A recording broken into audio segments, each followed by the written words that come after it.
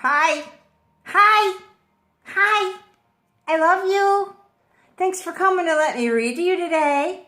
What do I have here? It's a big fish. Jonah and the big fish. There's Jonah. Ah!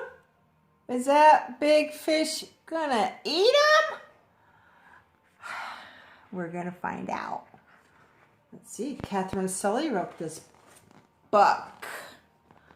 Look at the boat up there. I really like this story. I think you're gonna like it too. Let's go. Make sure you can see it. Most of the time, Jonah was a good man.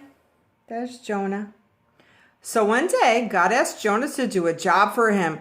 Go to the city of Nineveh and deliver a message for me. Well, all right. God asked him to do something. That's cool. But Jonah didn't want to go to Nineveh. Instead, he ran away. He didn't want to do what God told him? Oh, that can't be good. That's not good. Jonah found a boat to take him far away from Nineveh. He hid below deck and fell fast asleep. You think he could hide from God? What was he thinking? As he slept, the wind blew, the waves crashed, a storm rocked the boat, and still Jonah slept. Whoa, shocked he could sleep through that. The captain of the boat came to wake Jonah. How can you sleep in the storm? Cried the captain. Get up and say a prayer. I would say. The boat rocked this way and that way. The sailors were all afraid. Throw the cargo overboard, the captain cried. They were trying to do anything to save the ship. But it was no use. The storm grew wilder and wilder. It's my fault, said Jonah. I didn't do as God asked me. The sailors were shocked and afraid. God is angry with me, said Jonah. Throw me overboard and the storm will stop. What a pickle he put everybody in. You know they didn't want to do that. Now the sailors, they didn't really want to throw Jonah overboard. They prayed and prayed, but still the storm rocked the boat.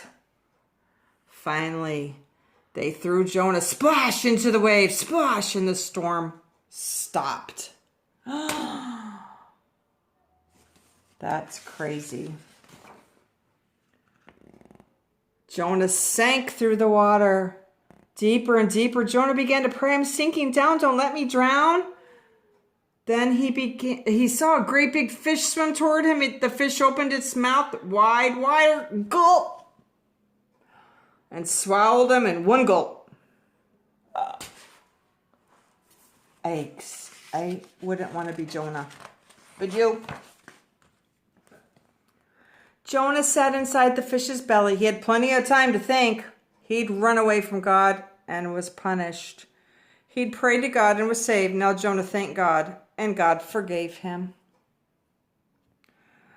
After 3 days, the big fish burped. Jonah shot out of its mouth and landed on a beach.